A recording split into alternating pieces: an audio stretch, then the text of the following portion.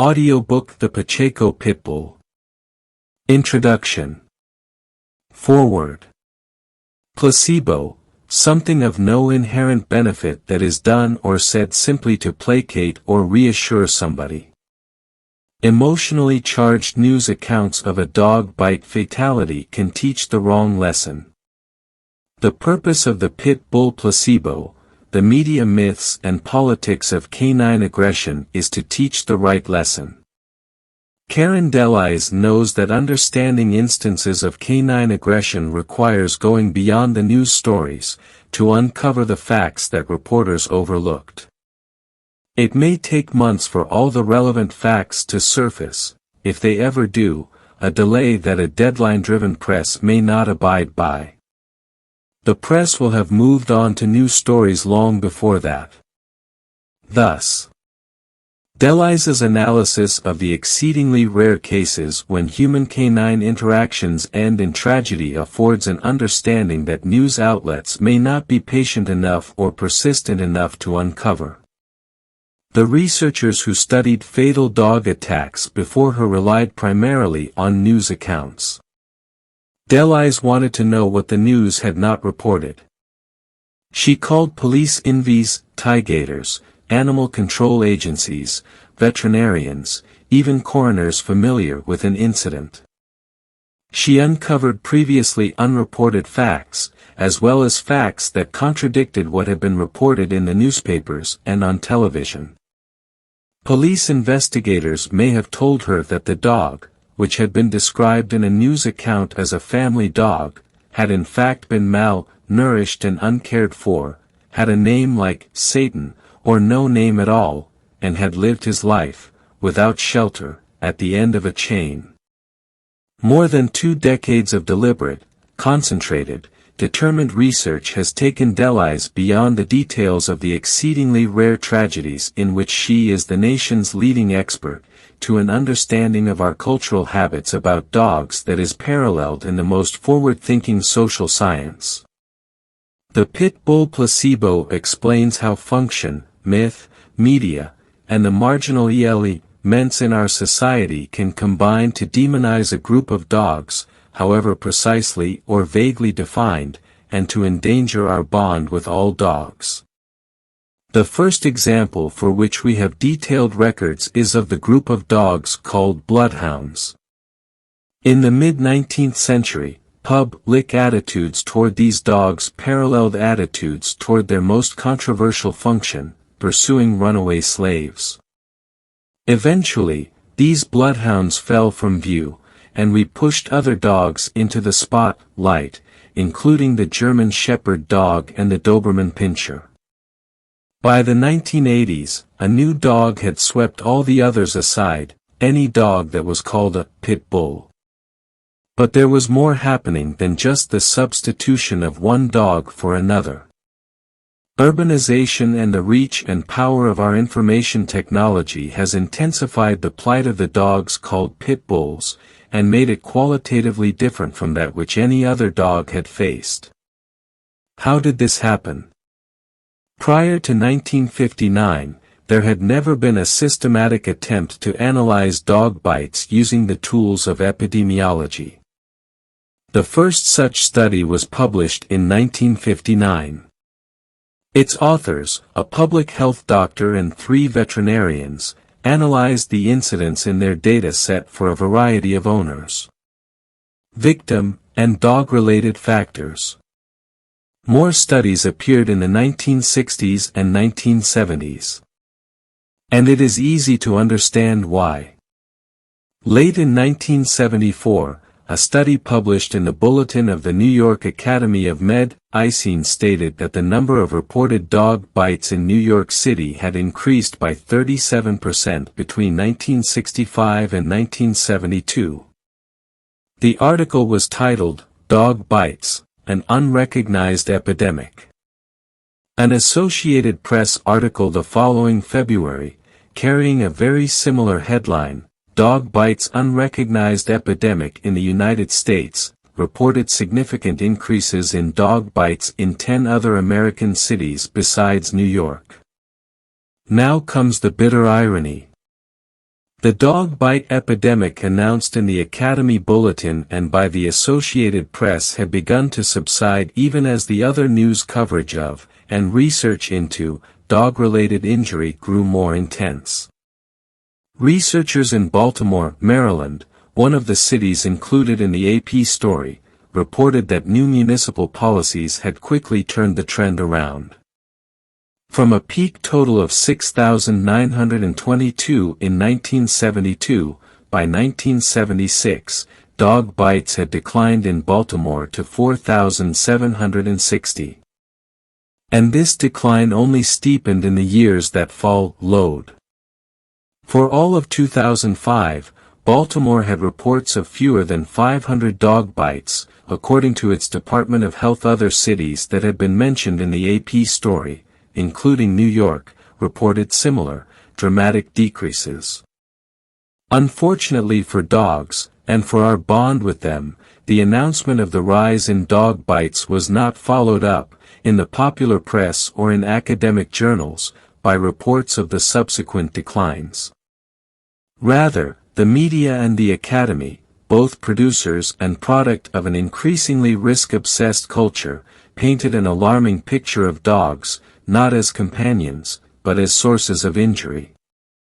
The dog bite theme spawned a subset of research into those exceedingly rare occasions, rare then and rare now, by the way, where a dog kills a human being.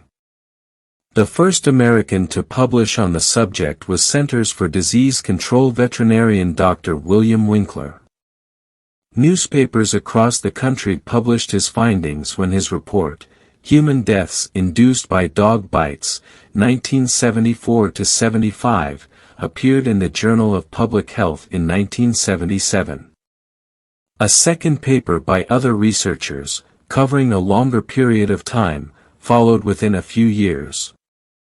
Both of these papers reported the breeds of the dogs associated with these tragedies based upon whatever news media accounts were available to them.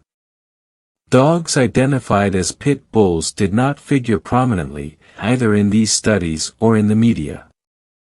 However, there was now circulating in our culture and in the minds of news editors the idea of dogs as sources of injury, punctuated by the image of dogs as causes of human mortality. Dogs were imagined to present more of a risk than they did or ever had. In 1976, the Congress finally made it a crime to carry a dog across a state line for the purpose of conducting a dog fight. News coverage of the campaign to secure the new law, and of the arrest and prosecution of the criminals who fight dogs, had a consequence that no one intended. The news stories in the late 70s and early 80s included increasingly fantastical images of the dogs. Lurid myths of super canine powers, locking jaws, extreme bite pressure and imperviousness to pain frightened people into believing that these dogs were different from other dogs. The effect of this myth-making was to portray the dogs as the criminals, rather than the human felons who forced them to fight. Now our culture carries the images of dogs as sources of injury, dogs as sources of human fatality, and a particular group of dogs as deviant from all the others, and a special danger. By the mid-1980s, one canine image made the news wires hum the loudest: pit bull. The witch hunt was on. The fixation with pit bull narrowed the focus to the dog, rather than on the relationship between the dog and the human. The spotlight on the pit bull also obscured the fact that the epidemiological study of dog bites was barely breaking the surface of the complexity of human-canine interaction. The relationship between a dog and a human being, both sentient creatures who were avid students of gesture, mood, and tone, was too complex for an epidemiological analysis to explain. Even though they did not have the whole picture, the recommendations in most of the published reports, based upon the information they did have, were as applicable today as they were the day they were published: control free-roaming dogs, license dogs, spay and neuter pets, supervise children around dogs, and be responsible for your obligations to your pet and to the community. While the epidemiology of dog bites consumed the attention of one group of researchers, sociologists and psychologists were analyzing our cultural habits in other spheres and producing theories that are in remarkable accord with Deleuze's findings about our attitudes toward dogs, and what can cause us to change them. In 1966, Peter L. Berger and Thomas Luckman published The Social Construction of Reality. They defined a social construct as the perception of an individual, a group, or an idea that is constructed through cultural or social practice. It is a phenomenon invented or constructed by the people who participate in it, which can be said to exist because they agree to behave as if it does, as though it had been there all the time. Pit bull is not a breed. You will not find pit bull in the breed list of either the American Kennel Club, the United Kennel Club, or in the Wisdom Panel breed library. Yet there is a definite public idea of what is meant by pit bull. That public idea was constructed through the process that Berger and Luckman described. Then there's Stanley Cohen, now an emeritus professor of sociology at the London School of Economics. Cohen was fascinated by the process by which society invents demons, folk devils. He called them as a result of powerful messages that spread through the community. Cohen understood that society's impressions of a group come through a media filter. The medium, by the way, has, in other places and times, not been a news outlet. In 17th-century Salem, Massachusetts, it was rumors of witches and witchcraft that spread from person to person, culminating in official persecution. In the second half of the 19th century, it was the so-called Tom shows, stage adaptations of Harriet Beecher Stowe's enormously popular and influential novel Uncle Tom's Cabin, that toured the English-speaking world.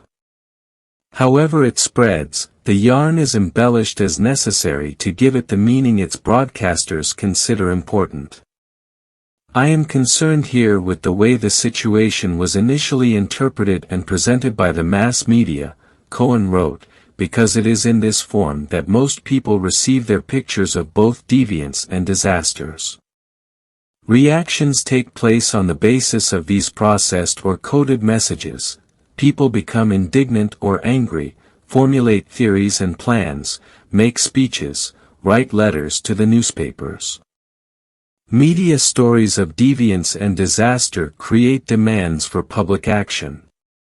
Cohen described such sequences of events as moral panics. A moral panic needs a folk devil, the imagined source of terrible menace, to whom people assign all the traits that make the folk devil deviant and threatening. Think of the witches of Salem. Or the bloodhounds of the Tom shows. Or the dogs called pit bulls.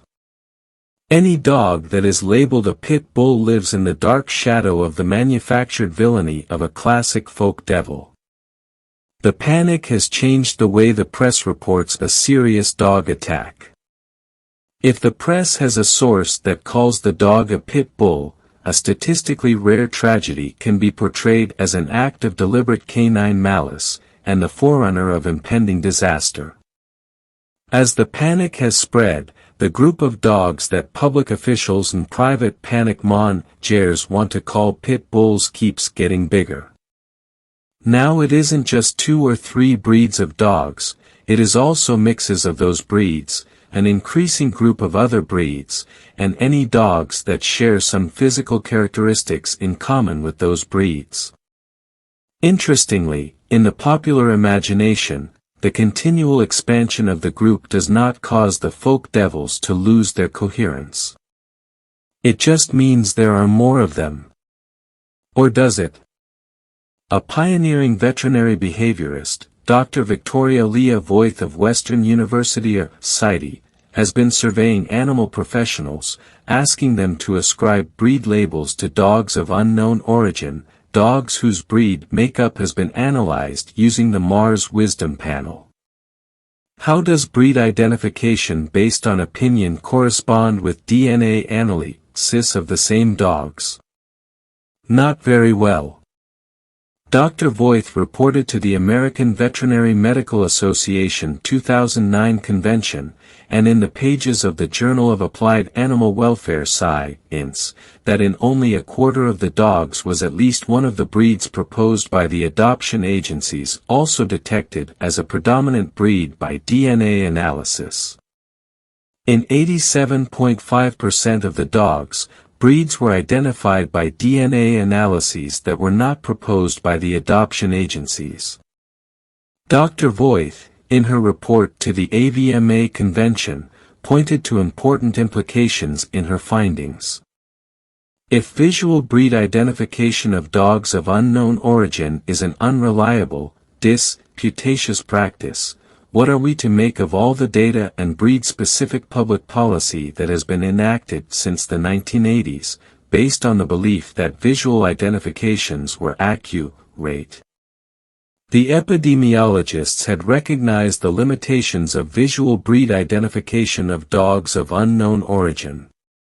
In a regularly misrepresented JAVMA paper summarizing an analysis of canine-caused fatalities for the 20-year period that ended in 1998, the authors had expressed concern that the breed identifications they had obtained from news sources might not be accurate. They also reported that in approximately 30% of the fatal attacks they had identified they had been unable to obtain any breed attribution whatsoever. If, as a former president of the American Veterinary Medical Association has stated, more than half of the dogs in the country are mixed-breed dogs, perhaps the best answer to the question, what kind of dog is it, is not a breed descriptor. Perhaps the best answer is a descriptor that tells us something about the dog's relationship with human beings. Was it a family dog, and all that family dog implies? Or was it merely a resident dog and not kept as a family pet, never enjoying positive, humane interactions with people? In 2007, Dr. Randall Lockwood, one of the researchers who had analyzed dog bites and dog attacks through the lens of epidemiology, submitted an affidavit in federal court in opposition to Denver, Colorado's pit bull ban. He described the attempt to correlate dog bites and attacks with the single vector of breed as evidence of a 19th-century mindset. Dog bite injuries, he said, are a complex societal problem that must deal with a wide range of human behaviors that put people and animals at risk. People and animals are at risk. How can we so unreasoningly put companion animals in danger? How many dogs have we killed based solely on their appearance? This book was completed before Dr. Voith published her findings. In light of those findings, how should we think about the breed descriptors that Delis has included? Some of the incidents reported in this book may concern dogs of documented pedigree. Many authors concern dogs, whatever the press may have reported, whose breeding was unknown, mixed, or uncertain. The significance of the breed descriptors lies not with their accuracy, but with the fact that they are what was reported. It was based upon these reports that the public formed its impressions of those kinds of dogs. The mission of the National Canine Research Council, which Delis founded, is the preservation of the human-canine bond. The Council incorporates Delis's work with the findings of social psychology described above. As new insights from animal professionals and other scholars have been published that add to our knowledge of and appreciation for the human-canine bond, we have incorporated that knowledge into our presentations and published materials. We are always seeking new evidence and new understanding and are no longer shocked at the absurdity of what we uncover that has led to the moral panic surrounding an incoherent group of folk devils known as pit bulls. Occasionally, Someone attending National Canine Research Council presentations will ask if dogs called pit bulls will be the last group of dogs demonized. There is no guarantee, but there is hope. If people understand the relational nature of the human-canine bond, we may be able to break the cycle that Deleuze traced back to the bloodhound. But that will be up to humans, not to dogs. This book was informed from the first by Deleuze's deep appreciation of the human-canine bond. Since its publication, events have only confirmed what Deleuze and other researchers have always grasped about that bond: dogs enrich our lives, we are responsible for them, and dogs cannot be characterized apart from us. Donald Cleary, Director of Communications and Publications, National Canine Research Council. Acknowledgements. I wish to express my deep gratitude and thanks to Michael Denany, whose advice and insight were invaluable in the creation of this book. It has been my great fortune and pleasure to have you as my editor. To Jane Berkey, I am truly indebted for your contribution and support. Your relentless pursuit of perfection, your passion, energy, and determination are a great source of inspiration. To all those at the Animal Farm Foundation, especially Kate Fraser and Don Cleary, thank you for your assistance, ideas, and suggestions. Much gratitude to Mary Setter, Sonia Diaz, and Letty Vankevich, for their assistance in searching out the truth and for fighting to overcome the hysteria and myths surrounding dog attacks. Thanks to Jim Crosby for extraordinary field work and investigations into recent cases of fatal dog attacks. I wish to express my respect and thanks to Diane Jessup, who is a great source of knowledge about pit bulls, dog breeds and canine behavior. Special thanks to my good friend Jennifer Shryak for valuable insight on canine behavior, and for providing education about dog bite prevention and safety. I am thankful for my two wonderful brothers, Tom and Gary, whose support and dependability are a constant comfort to me.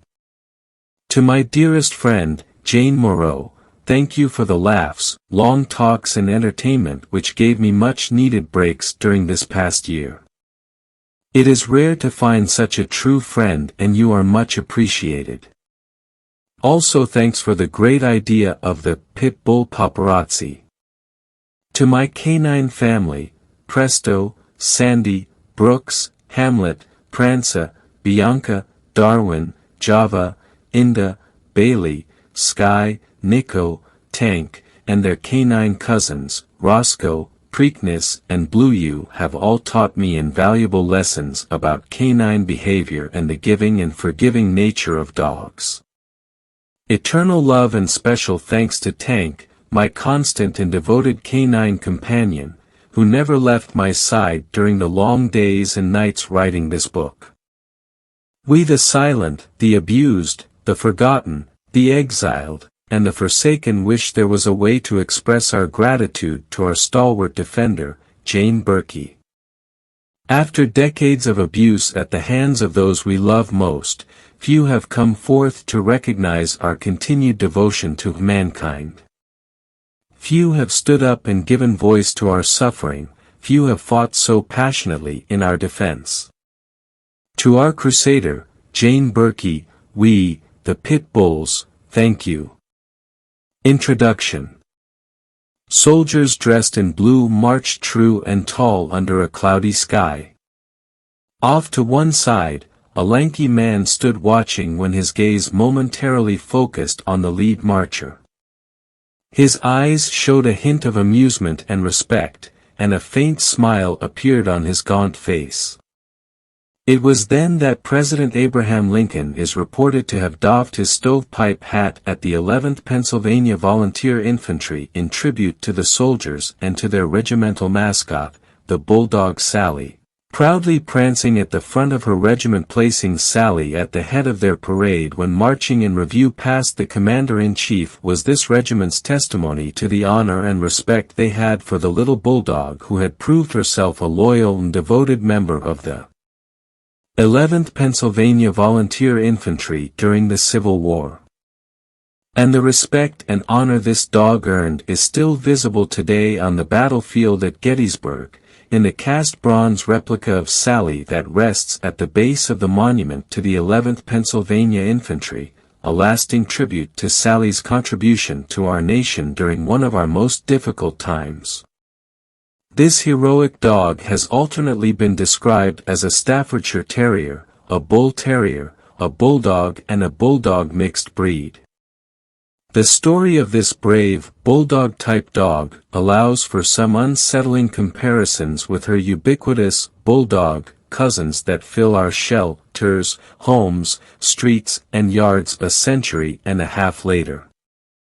Sally, a recognized canine hero, would today be classified as simply another pit bull-type dog and, as such, the possibility that she would be euthanized in a shelter because of her breed or banned from residing in many cities and towns across our nation because of her appearance is a shocking reality at the beginning of the 21st century.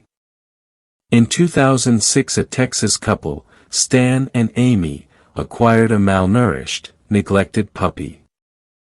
Not really planning on getting a dog, they could not ignore this small, needy pup. They named the 7-week-old, 4 pounds, dog Sugar and decided the dog would become their trailing companion while they drove across the country for their hauling business. On a cold day in March, Stan and Amy arrived outside Denver to pick up a load, but due to a snow delay, they had to check into a motel for the night. Early the next morning, Amy was walking Sugar outside the motel when an animal control officer from the city of Denver stopped them. He claimed she was breaking the law and that she needed to hand the small pup over to him.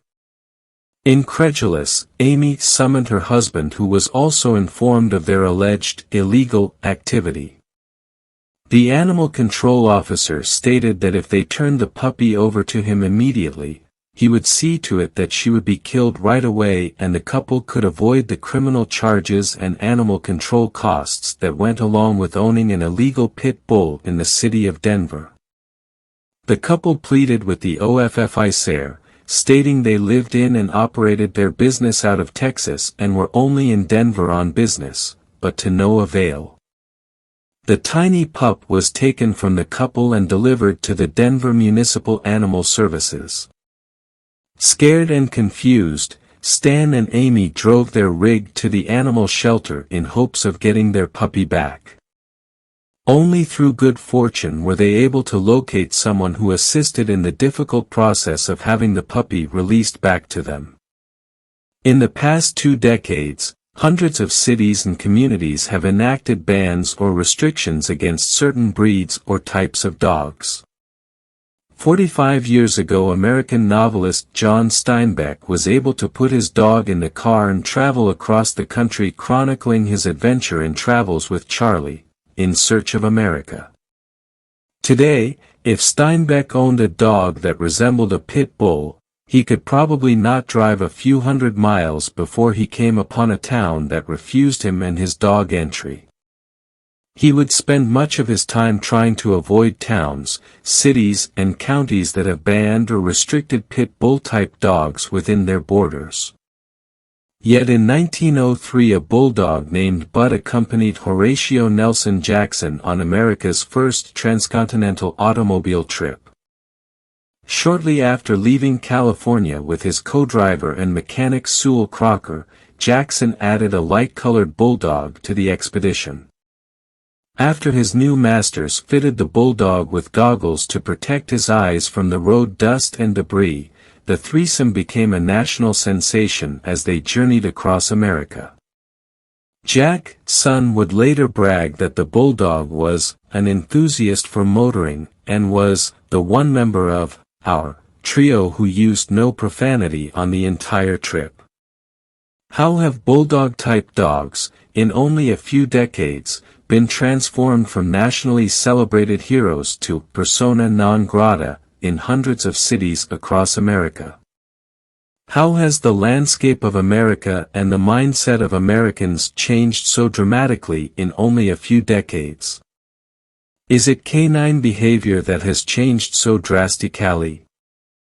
Or have we, with our growing ignorance of dogs, become so unreasonable that any flaw found in an individual dog is taken as ample justification for vilifying all their innocent brethren? Have we, in morbid fascination, concentrated so intensely on emphasizing the bad that some dogs do that we can no longer recognize the myriad of good and positive things that most dogs contribute to our lives? Or, as some lawmakers and the media would have us believe, are some dog breeds inherently more dangerous and aggressive than others? Are pit bull-type dogs becoming increasingly more dangerous than they were a century ago? Are most such dogs wonderfully tolerant and manageable, or are these dogs unpredictable and untrustworthy, waiting to explode in a fury of aggression against everyone and anyone? Within the last decade or two, a new phenomenon has not only drastically influenced the public's perception of certain breeds of dogs, but contributed greatly to a generalized ignorance of canine behavior. Technology, vis the Internet, has allowed for instant accessibility to highly publicized media accounts of individual cases of dog attacks. Editorial columns about the vicious nature of certain breeds, dog bite attorneys' websites filled with photos and statistics about dog attacks, quotes from politicians and outraged citizens about the nature and behaviors of certain dogs, and sensationalized headlines of dog attacks all seemingly offer instant and ample proof of the vicious nature of certain dogs. To many people, these internet sources are perceived as a reliable and accurate source of information on what they believe to be a recent epidemic of canine aggression. But does this plethora of information present the public with a balanced, reasonable or accurate portrayal of the frequency of dog attacks, or of the type of dogs involved in such attacks, or of the forces directly responsible for such extreme canine aggression? Fortunately, the Internet has also provided a more obscure but vital source of information that can provide a much-needed perspective on the incidence, severity, and ultimately the causes of dog attacks. Recently, many newspapers from the 1800s have been scanned in their entirety and placed on the Internet. Although the vast majority of available 19th-century archived material is comprised primarily of local and major newspapers in the northeast quadrant of the United States, they are nevertheless a valuable source of data for examining individual cases of dog attacks. This resource provides a unique opportunity to view both the style of media reporting and the prevailing attitudes towards dogs in 19th-century America. An examination of the last 150 years of severe dog attacks as reported in these newspapers reveals a dramatic shift in the style of reporting and the type of information found describing a dog attack. For those interested in understanding canine behavior and the forces which contribute to severe attacks, modern-day media sources are sorely lacking in vital information surrounding these events. For this reason, in more modern cases, I have, whenever possible, consulted and interviewed law enforcement investigators, animal control personnel and coroners in an effort to obtain for each incident as much relevant information as possible, about the dog, the victim and the owner. Photographs of the dogs involved and autopsy and bite reports are additional important sources of information I have used to present and discuss the cases which have occurred in recent decades. Seeking out alternate sources of information due to the scarcity of details in modern-day media sources has demonstrated that the very absence of these details has led to a general hysteria about certain breeds, along with wildly inaccurate conclusions about the reasons and causes for canine aggression. Critical events leading some dogs to extreme aggression, from 2 dogs suffering the agony of ingesting rat poison to dogs near death from malnutrition and dehydration, are shockingly absent in modern media accounts of severe or fatal dog attacks. Only about half a dozen studies have been conducted on fatal dog attacks in the United States, and these were all conducted in a 25-year period, 1977 to 2001. Unfortunately, most of these studies focused on only 2 or 3 aspects surrounding fatal attacks, with the breed of dog being the single most studied aspect. Besides the small database, less than 240 cases, despite the limited time period, a single era when certain breeds were exceedingly popular, despite the use of media reports for identification of breeds, and despite the failure to address the relevant human and canine behaviors which preceded an attack, these studies have often been put forth as the science of fatal dog attacks.